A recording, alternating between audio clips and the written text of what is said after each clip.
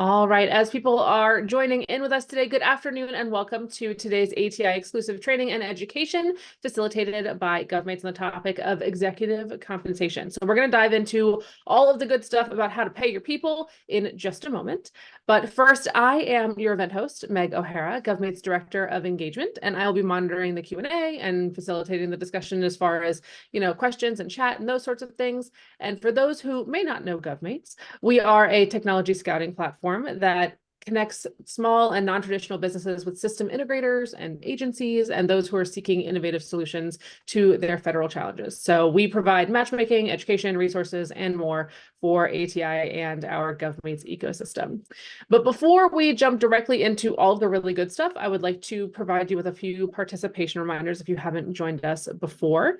One of those is to remove those distractions. You have an hour, it's just about lunchtime for some of you, so you might want to grab lunch and sit in and give this one a listen. So go ahead and, take out those distractions that are there. We encourage you to be active in the chat. So if you can see and hear us, would love to hear that. The chat should be at the bottom portion of your screen. There's also a Q&A. So if you have a question, would love for you to put it in the Q&A. If you can you hear us? Can you see us sort of thing goes in that chat.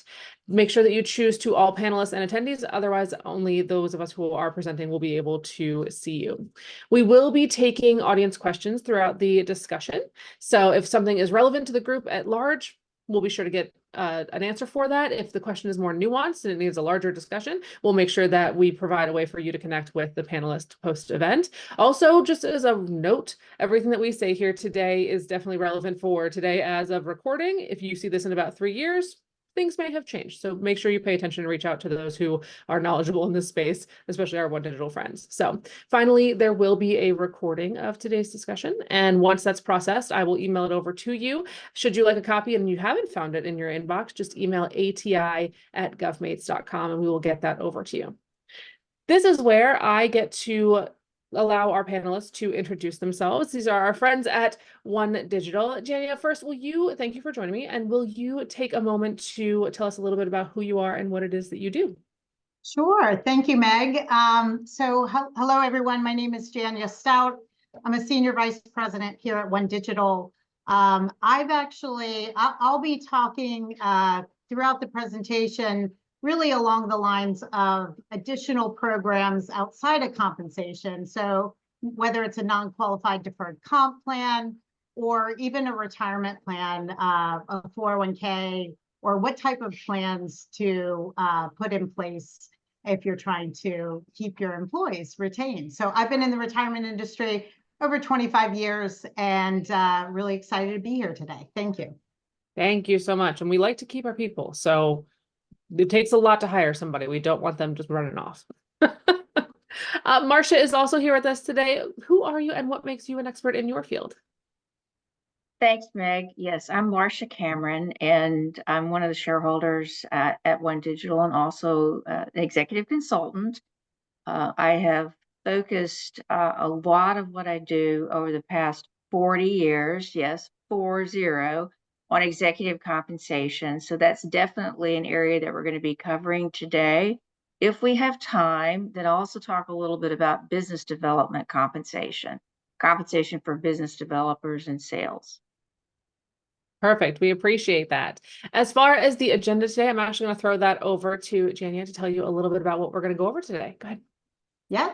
All right. So I'm really excited. We're going to be sharing with you components of executive compensation, trends in plan design, executive compensation plan examples. People love to hear examples.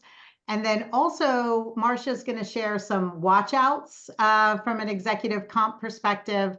I'm going to cover some of the stories, some of the ways that we've worked with the GovCon space in designing non-qualified executive benefits. And then Marcia's going to close us out there on the business development. How do you pay salespeople, right? And then we'll open it up for Q&A. Perfect. How do you pay those salespeople, especially in this day and age? It's a little bit different from when, we were all kids. So I am going to, like I said, turn it over to Marcia and Jania to get started here. Also, as a note, the chat should work now because it was set to just me. So like I said, if you need to use the chat function, that is there as well and can be used. So ladies, the floor is yours. Great. So first, let's talk a little bit about the components of executive compensation. Base salary, core to most people, primarily for attraction of key talent and retention, but relatively slow growing in the scheme of things. These days, base salaries are growing at 3.5%, 4%, which is actually up over what it was before COVID, which is interesting. Annual incentives are really designed to motivate executives to meet short-term objectives. So what the goals are for the year within an organization. Then we go to what I like to call the big kahuna, the long-term incentives and deferred compensation. This is really where executives create their wealth, is in this category. And it's meant to motivate long-term value creation for the company and align interests of executives and the owners of the company. There's also a deferred comp component, which Jania will talk a little bit more about. That really generally sits on top of one of these other vehicles, meaning the company allows base salary deferrals, the company allows deferrals of annual incentives or in long-term incentive payments. So that again is really emphasizes tax effectiveness and also retention when you have these deferral programs in place. Jania is going to talk about some of our experience with executive benefits. It's really part of an overall reward and retention strategy that most organizations find themselves needing to put in place to attract and retain key talent. Other employment terms, we deal with these all the time. So what should the severance terms be for a particular executive? What happens if there's a change in control? Should we offer perquisites? So this is really the total package. We're going to zero in today on some elements which are more specific to executives. So we can move ahead, Meg. Thanks. Okay, so components of executive compensation, who participates? Well, most people participate in a base salary unless you're strictly on commission. And many employees participate in annual cash incentive plans. Comprehensive executive compensation usually includes participating in the long-term incentive. And it typically applies to a much more limited group of people. It may include the CEO, his or her direct reports, and the next level, but that really varies across organizations. Participation is frequently tiered based on competitive practice, what positions typically would participate in this type of plan, and also the impact of the role on company performance, because long-term incentives are typically based on how the company achieves objectives over the long term. We do know that there's more limited participation in these plans in private companies than in public organizations, but we now see 50 to 60% of private companies putting in some form of long-term incentive plan. It has become almost an essential element. That figure has grown tremendously over the past 10 years. It does feel a little bit like when we kind of had an influx of new individuals who are coming into the workforce and they kind of expected something different, or at least they realized that their time was worth something, right? And so I think some of that changed, especially as people are defining, the way that they are fulfilling roles and naming things. And when you have a small business, you can pretty much name it whatever you want as far as your different, tiers are concerned, I think, and that probably plays a role as well. Because I will tell you, when I go to click on like, who am I and what do I do? There's really no slot for director of engagement. They just don't have that one standardized quite yet. Okay, so let's get into this long-term incentive plan piece in a little bit more detail. There's a spectrum of plans out there, and a lot of smaller businesses or private companies think, well, we can't do these things. The truth is, from a legal perspective, you can do any of these things. It's a matter of, do you want to do these things and do they fit your objectives and what the cost will be? So you find a group of plans which require actually giving ownership to executives. Now, some of those executives may already be owners, but in this day and time, frequently they're not. There's someone who came up through the ranks, been with you for years, or someone who you've recruited from the outside. And plans like restricted shares, stock options, those actually require, from a tax perspective, the actual use of shares. And that is unusual in private companies. I mean, I told you I've been doing this 40 years and I spend a lot of time in this area. Maybe I hear from one private company a year or every other year, we're actually willing to give up our actual ownership. More frequently, they do something which you would put in the phantom equity bucket, which is like a restricted unit, which can be paid out in either units, which would then turn into real equity, or cash, much more frequently in a private company, or stock appreciation rights, which work just like a stock option, but does not result in true equity ownership. It's paid out in cash as well. Then we also continue to see long-term cash plans in private companies in particular, where it's really a multi-year bonus based on meeting objectives over a several-year period, 3 to 5 years typically. And we'll talk in a minute about some examples of different types of companies and what they might use. Any LTIP or long-term incentive plan mechanism that doesn't actually use shares is actually deferred comp. And so in the press, that's not what it's called. Or if an executive says, are we going to get some kind of stock option plan, which would really be mostly in a private company, a stock appreciation right, they don't know it's truly deferred comp, but it is. And for a private company, that provides flexibility around your payout timing, so how long you can go before you pay out, and can you pay out over a period of years, or do you have to pay all at once, and also the taxation.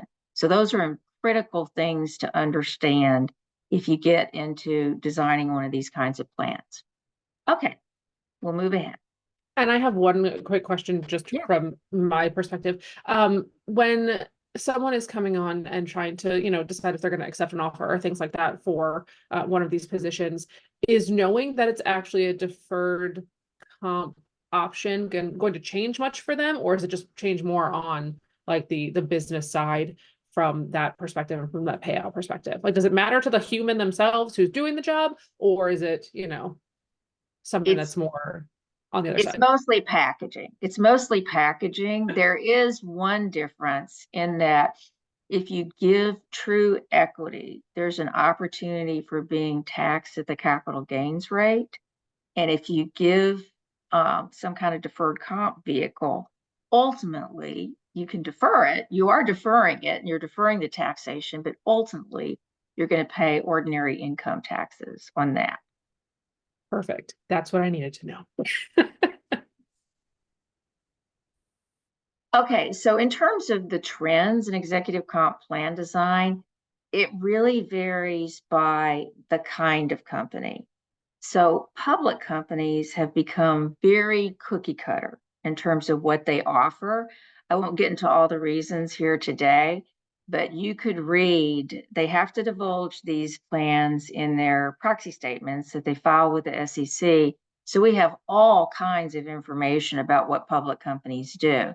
And they're typically doing restricted stock units, part of which are time-based, meaning you sit in your chair and you get this award, part of which are performance-based, which means that the company has to perform at a certain level in order for you to get any of the award or the award at a target level.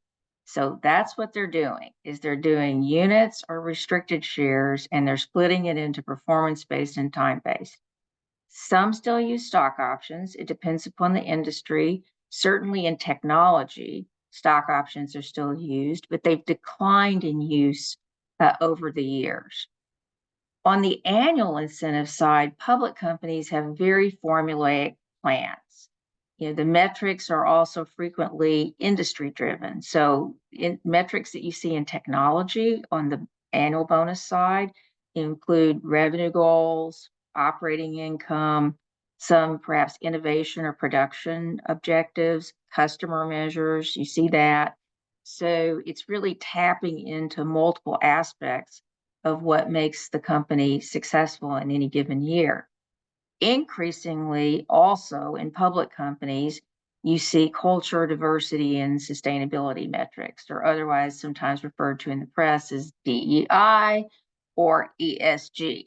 So you see those metrics, and that's largely been brought about in public companies because of expectations of shareholders. In a private company, you see a lot more customization. On the long-term incentive side, it's really based on what's the ownership structure, who owns the company, how diverse is it, how closely held is it private equity, is it a founder, etc.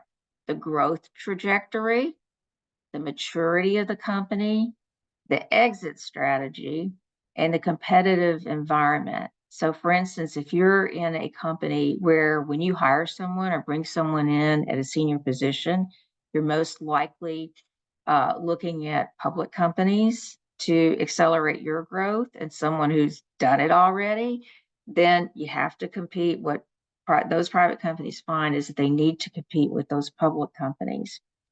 So on the annual bonus side, they have become more formulaic, less discretionary in private companies, but they still exercise more discretion than you see in a public company. And they're increasingly focused on finding those and rewarding for those key value drivers that may be specific to a strategic plan. Nonprofits, totally different. The long-term side, they have deferred comp plans, mostly time-based, but they could be performance-based in nature. Likewise, on the annual incentive side, there's a growing use of bonuses in nonprofit companies, but it tends to be a smaller component of total comp than it is for sure in for-profit companies. And those bonus programs tend to be focused on managing within a budget and very mission-specific metrics. So those are kind of trying to show you, here's the variation in what different kinds of companies. There's no one size fits all, and everybody, just because we read this in the newspaper last week, should be trying this plan. It really needs to be evaluated for fit. That does make sense. I know a lot of the attendees on the webinar today are private companies. Is there ever a world where a company goes from, say, a solopreneur to, a company that has experienced a little bit of growth? They got that great contract, and now they've hired a whole bunch of FTEs, and then a few years down the road they get some follow-on work. Is there ever a world where there's like a backdated almost structure of compensation for those sorts of things? Like, is there a way where they can be like, oh, hey, we weren't able to offer this before, but since you've been here X amount of years, we'd like to act as if we had done that before or had it in place already? We've seen some things where companies put a plan in place and they've said, for instance, anybody who's been here 5 years is automatically vested up front, versus if you've only been here 2 years, you're going to go through the vesting period. So in a way, they're trying to do a catch up for those individuals.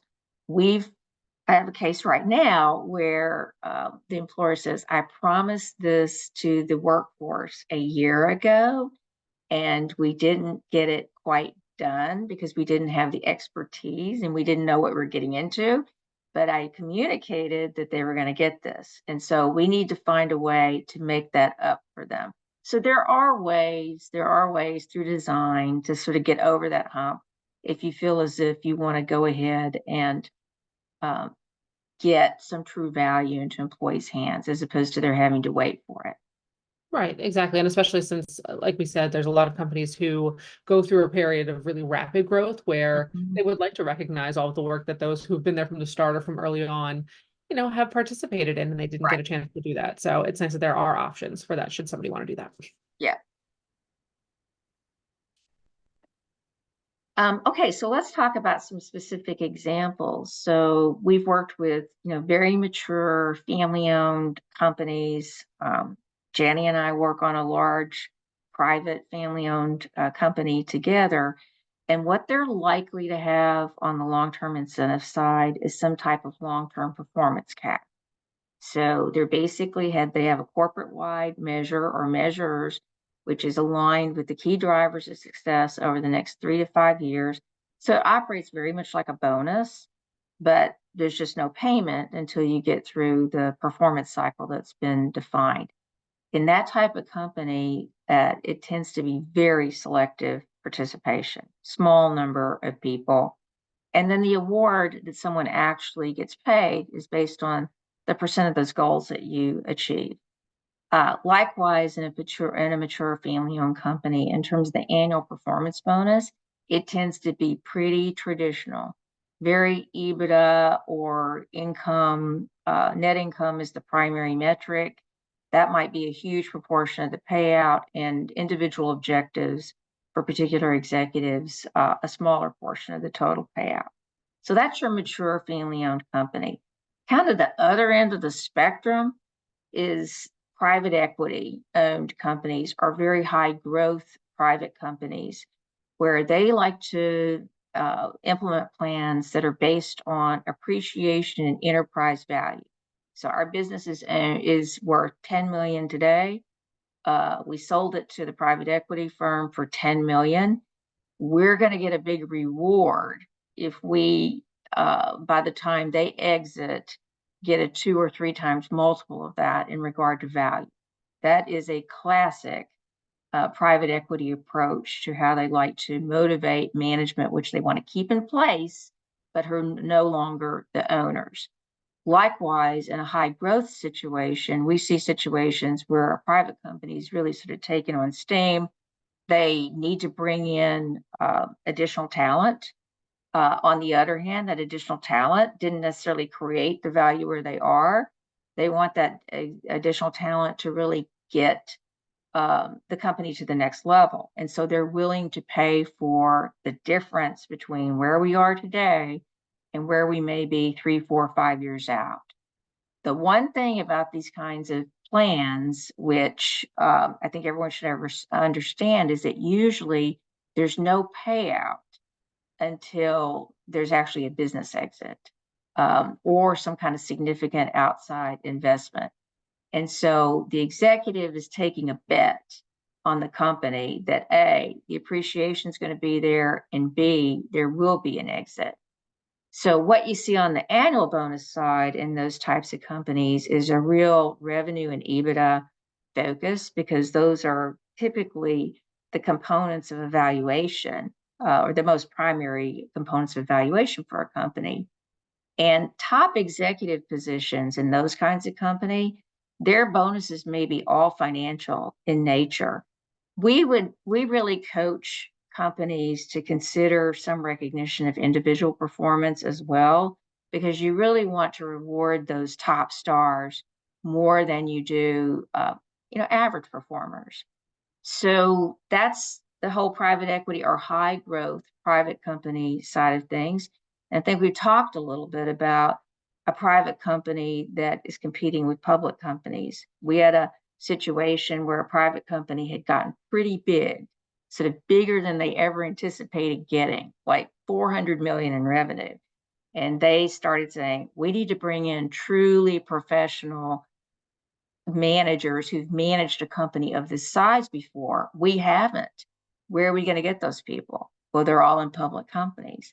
So they have ended up putting together both long-term plans and annual plans that very much look like public companies, meaning the full value units that track company value, time or performance-based vesting, and a plan which may not be true equity, but it looks just like it. It looks just like what they would have gotten in the public company. Again, it's a packaging issue.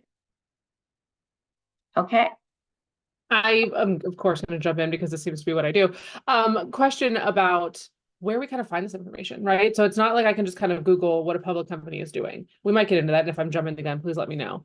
But where can I kind of find these things if I am a company that's trying to compete with some of the public companies? Do I ask? Do I make That's really good all friends public. and like good.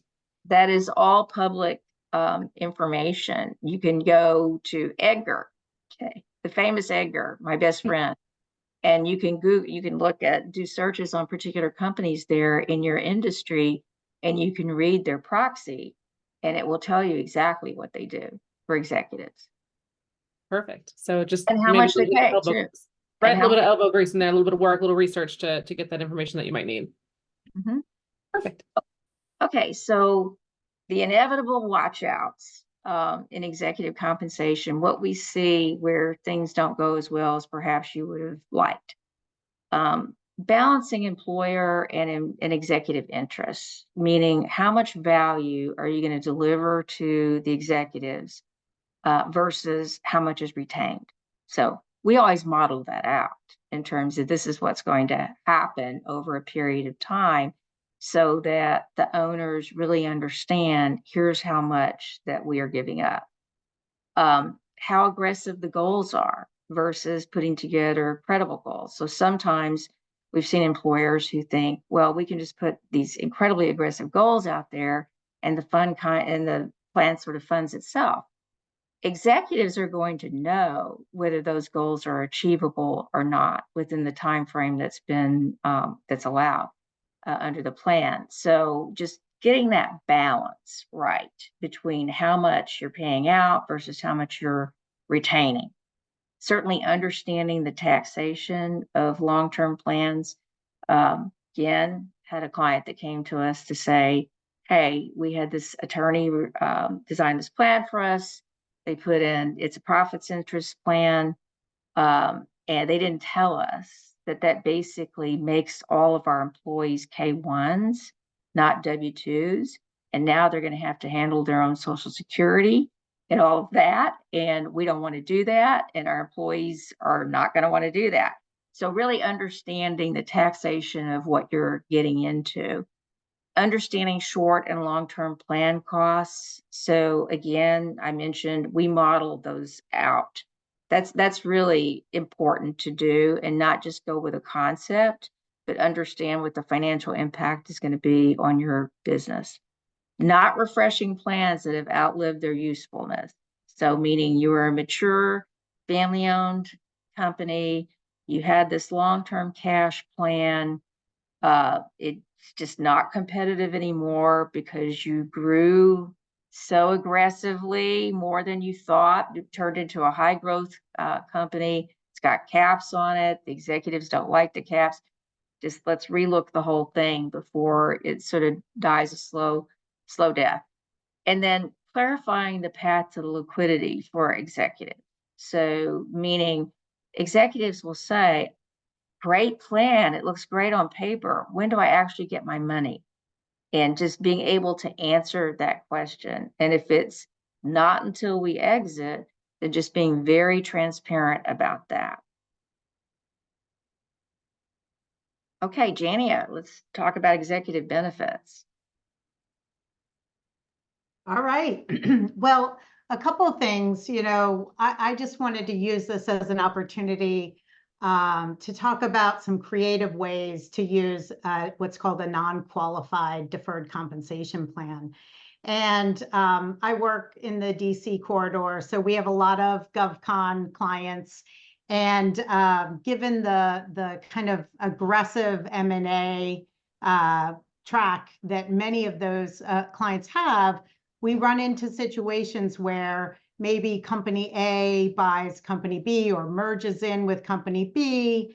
And when you're looking at their retirement benefits, so back to like, let's say a 401k match or something, one is more generous than the other.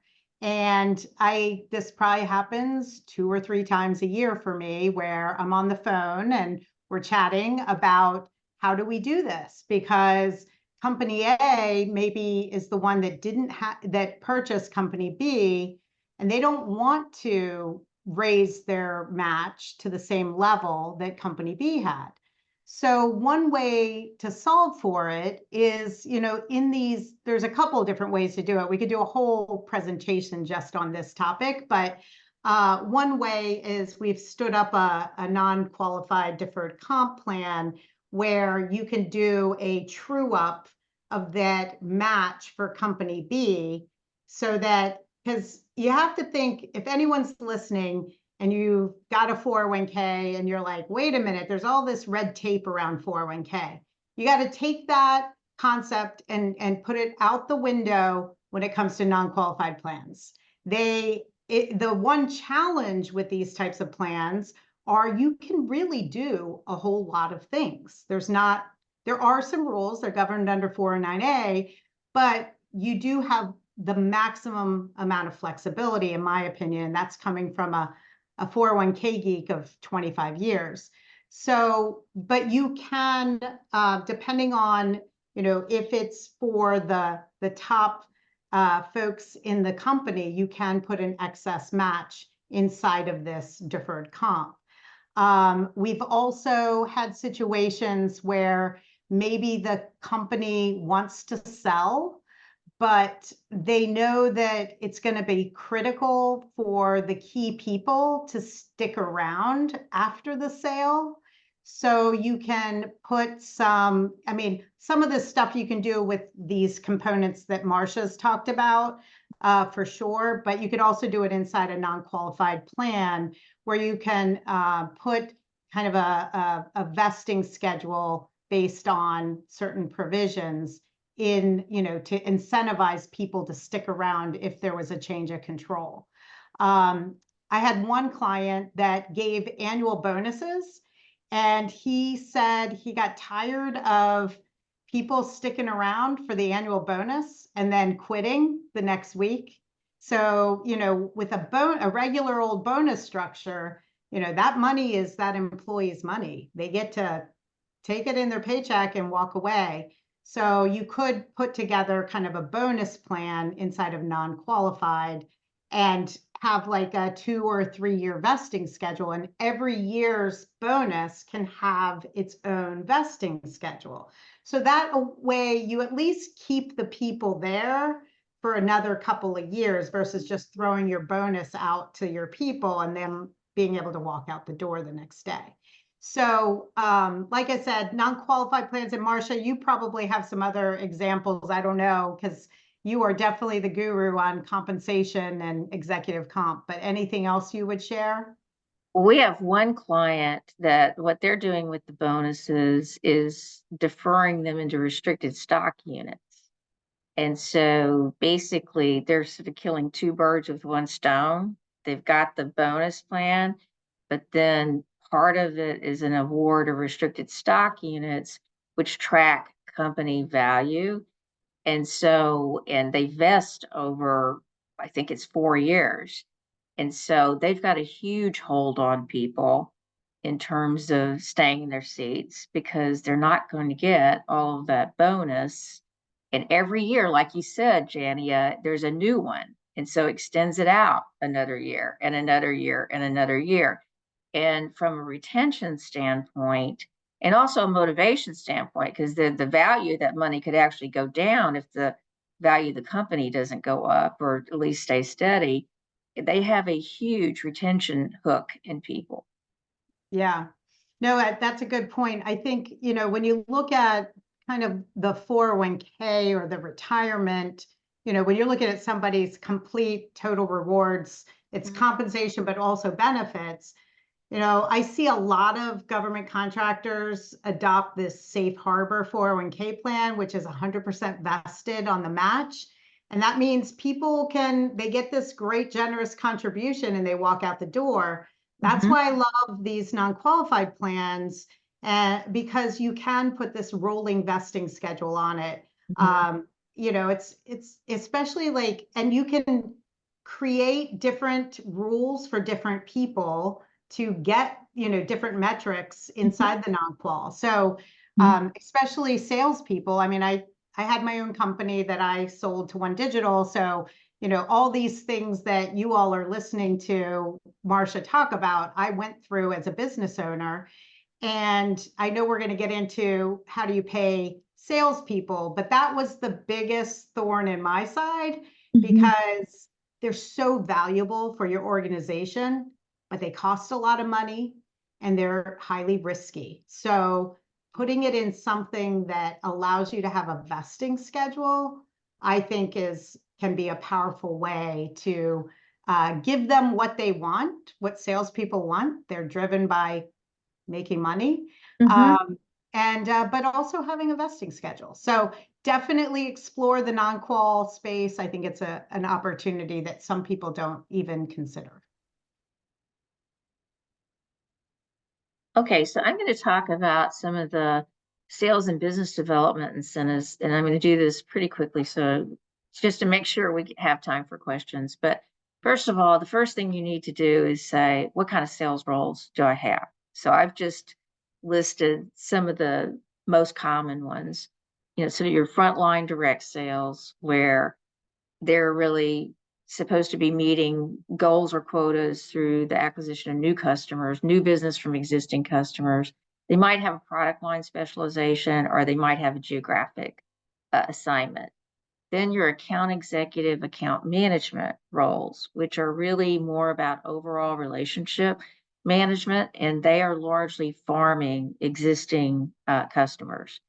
I'm not talking about inside salespeople here. I'm really covering the direct sales folks. And then strategic national accounts. Frequently, as an organization gets larger, they start to say, hey, we've got this customer here, this customer here, this customer there. They're really all part of one overall organization. It's just we just have them as a customer in a particular geography. We need to a national account strategy so we can go after more locations for particular customers. And so that's a very common job that exists today, not geographically focused. And then you have your strategic business developers. So these people are pretty much entirely different. They are building networks, relationships, strategic alliances, partnerships. They might even be identifying acquisition targets for your organization or merger targets. So they're really sort of at the top of the heap in terms of the level at which they're operating. And they're really operating more at a business strategy level and how to just create all the different mechanisms through which you might grow your business. So people frequently ask, well, how many sales plans do we need? And because the fact that sales plans or business development plans are really based on the role in what you're asking that particular job to do, really the number of unique roles equals the number of plans that you have in an organization. So you've got 10 really unique roles, you need 10 plans. I've worked in organizations in the past where they had 140 plans. Now that may have been too many, but it was really designed about role.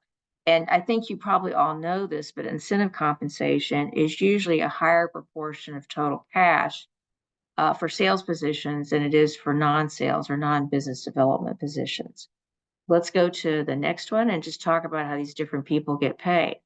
So frontline direct sales, that's most frequently commission, just a percent of sales or percent of first year contract value, gross margin, or percent of gross margin. Account management, that tends to be a bonus, and it tends to be percent of salary. Strategic accounts could either be commission or it could be bonus, really depending upon the maturity of your function there. And then strategic business development tends to be an annual bonus, and sometimes they're even success bonuses or project bonuses based on something that they've accomplished, like open a new channel for you through the networking and relationships that they have built. So when you then look at the design components for direct salespeople, usually you're setting up, here's your quota, here's your goal by salesperson. The most critical problem that we see with that is those goals not being aligned with the business line they're associated with, or the corporate goals. So the corporate goals might be 15% revenue growth. Unless you've somehow assigned that growth across your sales force, it's highly unlikely that you're going to achieve that corporate goal. So formulas, sometimes people say, what percent should we be paying salespeople? And it's like, that's really not the question. You start with the question of what should their on-target earnings be if they achieve their goal. And then we look at what is their goal, and we figure out what percent that we have to deliver to the salesperson in order to hit those on-target earnings. Frequently, you see decelerators. If people don't hit their goals, they get a lower percentage, or accelerators, meaning they get a higher percentage when they are operating above their goals. These kinds of plans are typically uncapped. So theoretically, the salesperson could make the same amount as the CEO. Theoretically, that does happen. Not all that often, but it does happen. And it's typically paid monthly or quarterly. When you get into account management, there are specific goals that you see. How much ongoing revenue are you getting from your account assignments? Or what's your revenue growth, or customer metrics, because you're the one who's really got the ongoing relationship with the customer. Again, what the bonus should be is really based on what should the on-target earnings be for this particular position. And usually for these kinds of positions, they have to meet some threshold level on performance before any bonus is paid. These plans are typically capped. So meaning the most you can get is 150% of target or 200% of target. And they're generally paid either quarterly or annually.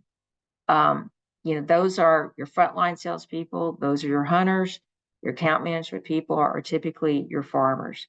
When we go to strategic accounts, again, they have goals that are preset up front around revenue, account penetration, new strategic account revenue, milestone achievement, those kinds of items.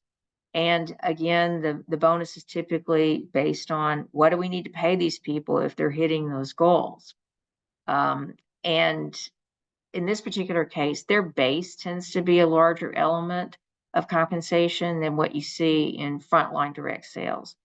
So those are typically annual bonuses. And when we get to the strategic business development, same thing. It's goals around corporate line of business financials, individual team business development initiatives. And then they're refreshed annually, and an annual bonus is typically paid. With the exception, sometimes there are project bonuses. And we've seen project bonuses where there's some initiative that the business developer got involved in. It looked pretty good on paper. We don't really know how it's going to pan out. We won't totally know for 3 years. So sometimes those project bonuses go into deferred comp. So, okay. So then just to briefly mention some of the principles that we want to be sure and adhere to here on the next slide, Meg. Hybrid roles. Those are generally thought of as not a great thing in sales and business development. Like to keep the goals as pure as possible. Otherwise, salespeople have a tendency to blame the fact that they have too many priorities for why they're not meeting their goals. Again, alignment of goals and quotas with line of business or corporate goals. Managing the percent of revenue or operating income that you're paying. How do you do that? I mean, that's frequently a question that we get. We're paying too much. It's like, how do we get this back under control? You need to make sure that your goal setting is good, so they're not too easy or too difficult. You need to take care that you're not paying too many people for the same revenue, team sales, for instance, or inside sales sharing with outside sales. You need to avoid or carefully control payments to direct sales people over multiple years instead of just for first year contract value or the initial sale. You need to control letting your salespeople manage the pricing, because they have a tendency to discount more than you would prefer or more frequently than you would prefer. And then understand the variation in profitability of different products or service lines that you might have, and you may need different formulas for different areas. Clarity when incentives are earned. This is very important, and it's very important from an employment law standpoint. It's like, when do you earn something? When the contract's signed, when it's invoiced, or when you collect the revenue. Keeping plans up to date with the business model. So that's very important. You've gotten into new businesses. The plan is really about the old business. We need a refresh. And then overcomplicated plans. They're frequently misunderstood and bring unintended consequences. So predictability is what we're looking for in sales compensation. Understanding you do A, you're going to get B. And so that's kind of a basic underlying tenet to a lot of these points. Clarity is definitely key. People like to know what they're getting paid and how they're getting paid. So I had a couple of questions that I kind of wanted to bring up that we could discuss really quickly before we, wrap up for the day. If anybody else has questions that we didn't get to, or things that, they would like to make sure we touch on, make sure to ask those real quick, either in the chat or the Q&A. But one that was just kind of on my brain is, what is the most unique or interesting award structure or, compensation structure that you've seen in a company where you're like, that was cool, but maybe we don't do that again? Is there anything that you saw that was really unique or creative that kind of met everybody's needs, but may not be perfect for all types? I've seen some unique things that I'm not sure I would repeat for other reasons. Sort of like, because it sort of gets into the deferral issue. And I've seen some things whereby, let's say, it's a stock appreciation right plan. You get nothing till you retire, and then it's paid out over 9 years. I'm quoting from a specific plan. Well, guess what? Guess how much the executives value that? 0. Okay. I was to say, that's like, not sure I'm going to live to retirement.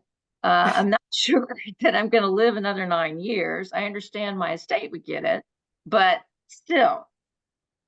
So that's definitely unique and not one that I would repeat. The performance-based plans are really interesting because a lot of those are self-funding, meaning you get 100% of your award if we achieve X. And so I think that works extremely well as long as you can do a good job at goal setting.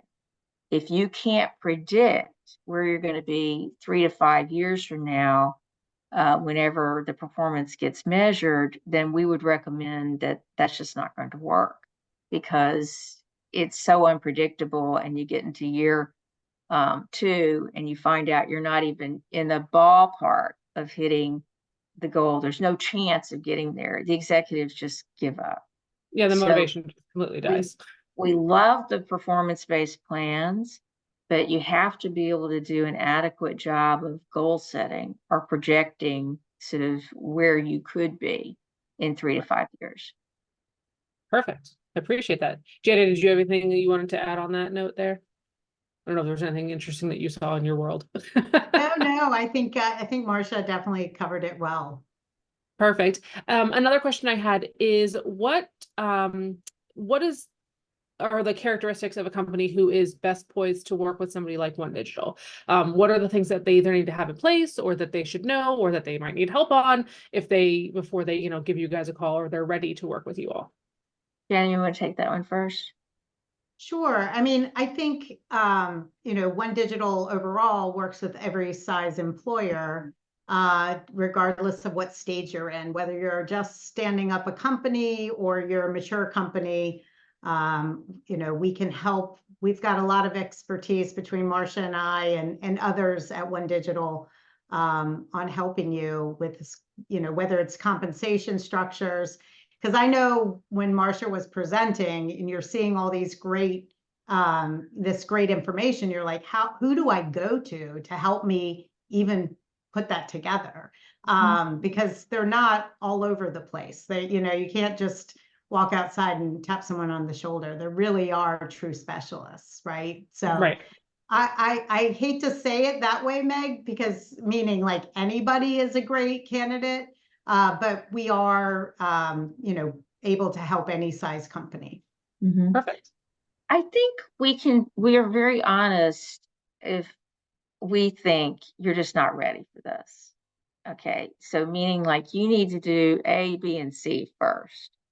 And then let's talk about this in a year or two. Sometimes we've seen that, and we're just not going to recommend something that's not going to work for your stage of maturity. And so, but to Jania's point, we've worked in so many different industries and so many different company structures and company size. I think we feel comfortable with virtually anything. Perfect. And we like that. And I did love the point that you all made about like you all build these things out so you can see them at a larger scale glance versus just this year, versus next year. And I also remember the note about like the 9 years in GovCon, like 3 to 5 years is an eon. So anything past that, and then you talk about retire, like there's so many things that you kind of have to think about that are interesting when we get into this space.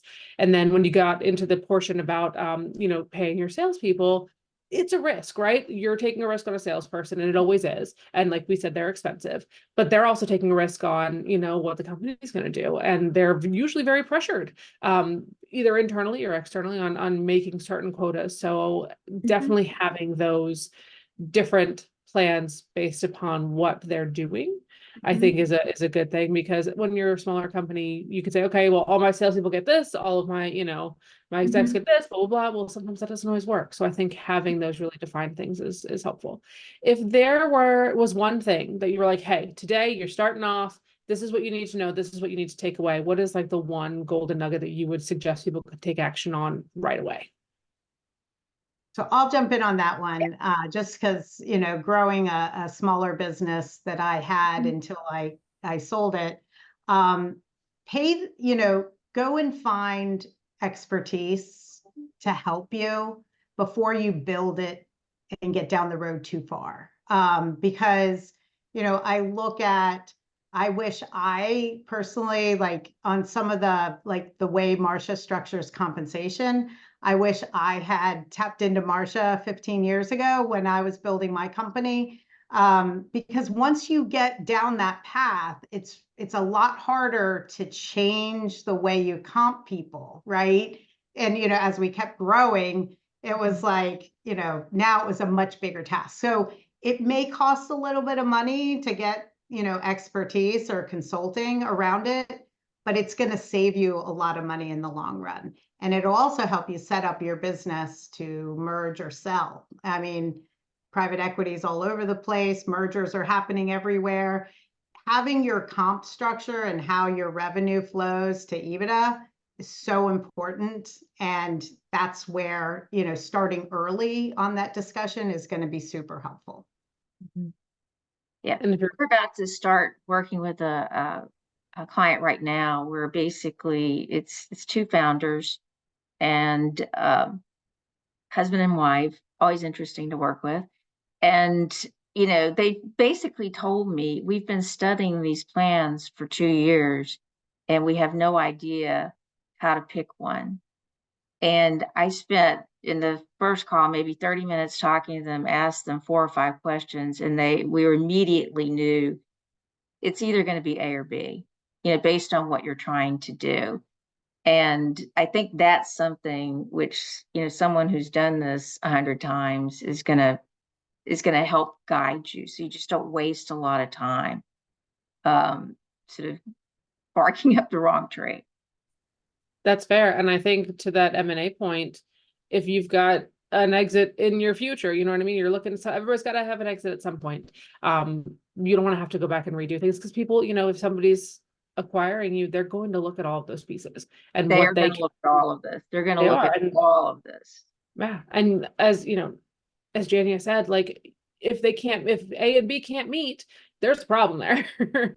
And Mhm. so making it something that, not everybody's going to agree on it all, but at least something that you can find a happy medium is probably going to be a lot easier than trying to then convince people like, hey, we're going to do this. There's going to be an acquisition and I need you to stay, but I'm also changing the way that you are compensated. That all of that probably doesn't leave a great taste. So we try to avoid that. Anything else from either of you before I kind of release people to the rest of their day? I'm good. Right. Well, a big thank you to both Jania and Marcia, as well as everybody in the audience for joining us. You can connect with any of us on LinkedIn, follow the pages for the companies, all those sorts of things. If you find you have additional questions after, the webinar, please let us know. You can either email me, you can email the ATI at govmates. Either one of those will go directly to a person and we'll get you an answer ASAP. And we hope you have a great rest of your week. And we look forward to seeing you either in person or online at one of our upcoming events. So thank you everybody for being part of today, and we will see you on the next one. Have a great afternoon. Thank you. Thank you, everyone.